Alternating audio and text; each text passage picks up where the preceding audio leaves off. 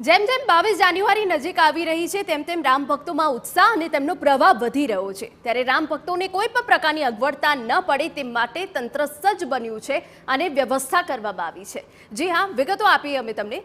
યાત્રાળુઓને Ayodhya railway સ્ટેશનથી રામ જન્મભૂમિ સુધી પહોંચવામાં મુશ્કેલી ન થાય તે માટે ઈ કાર લોન્ચ કરવામાં આવી। પ્રાયોગિક ધોરણે હાલ અયોધ્યા રેલવે સ્ટેશન પર 12 ઈ કાર તૈનાત કરવામાં આવી છે। દાવો છે કે આગામી દિવસોમાં 100 થી વધુ ઈ કાર મૂકવામાં આવશે। ભક્તો આ ઈ કાર મોબાઈલ એપ દ્વારા હાયર કરી શકશે અને અયોધ્યાના 2 કિલોમીટરની આસપાસના વિસ્તારમાં સરળતાથી પરિવહન કરી શકશે। કેવી છે ઈ કાર, કેવી રીતે થાય છે ઓપરેટ, આવો જાણીએ।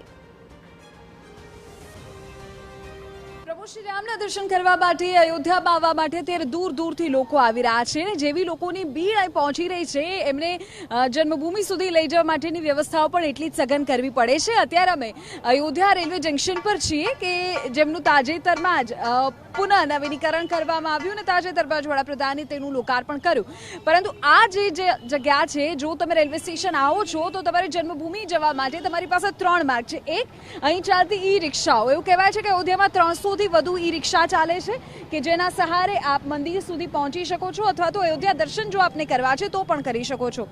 આ સંખ્યાઓમાં પણ વધારો થયો છે કારણ કે હવે અહીં આવનારા લોકોની સંખ્યામાં, યાત્રાળુઓની સંખ્યામાં વધારો થયો છે। પ્રાઇવેટ ગાડીઓ પણ અહીં આપને ઉપલબ્ધ થશે। પરંતુ ત્રીજી સૌથી મહત્વપૂર્ણ બાબત છે તે એ છે કે રાજ્ય સરકાર દ્વારા, ઉત્તર પ્રદેશ સરકાર દ્વારા અહીં હવે ઇલેક્ટ્રિક ગાડીઓની વ્યવસ્થા કરવામાં આવી છે। આ જે ઇલેક્ટ્રિક ગાડીઓ છે તેના માધ્યમથી પણ હવે લોકો સરળતાથી અયોધ્યા પહોંચી શકે, દર્શન કરી શકે, જન્મભૂમિના અને મંદિરોના તેની ખાસ વ્યવસ્થા કરાઈ છે। એના માટે 12 જેટલી ગાડીઓ અત્યારે અહીં અયોધ્યામાં ઉપલબ્ધ કરાવાય છે।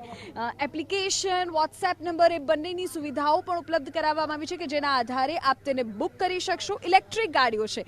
ખાસ મહત્વપૂર્ણ બાબત એ પણ છે કે જે પોલ્યુશન છે તેને ઘટાડી શકાય, લોકોની સુવિધામાં વધારો કરી શકાય। જે લોકો આ ગાડીઓ સાથે જોડાયેલા છે, જે ચલાवे છે, એમની સાથે પણ વાત કરવી।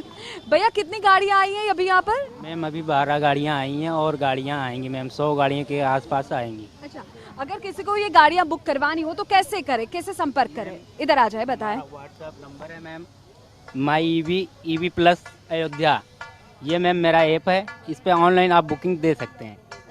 200 किलोमीटर के अंदर में मैम आपको पूरी अयोध्या घुमाई जाएगी।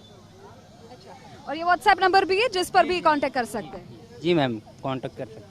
તો આ ઇલેક્ટ્રિક ગાડીઓ છે કે જેની વ્યવસ્થા કરવામાં આવી છે। એપ્લિકેશન, વોટ્સએપ નંબરને ઉપલબ્ધ કરાવવાનો છે અને ખાસ વાત એ છે કે 12 ગાડીઓ અત્યારે અયોધ્યામાં આવી ચૂકી છે અને એ ગાડીઓના સહારે હવે જે મહેમાનો એ પહોંચવાના છે, જે આમંત્રિતો પહોંચવાના છે અને દરેક સામાન્ય લોકો આ ઇલેક્ટ્રિક ગાડીઓના માધ્યમથી, જે રાજ્ય સરકાર દ્વારા ઉપલબ્ધ કરાવાય છે તેના માધ્યમથી હવે અયોધ્યાના અલગ અલગ માર્ગો પર જઈ શકશે, ફરી શકશે, મંદિરના દર્શન કરી શકશે। કેમેરામેન નટવર પરમાર સાથે વિધિ, TV9 અયોધ્યા।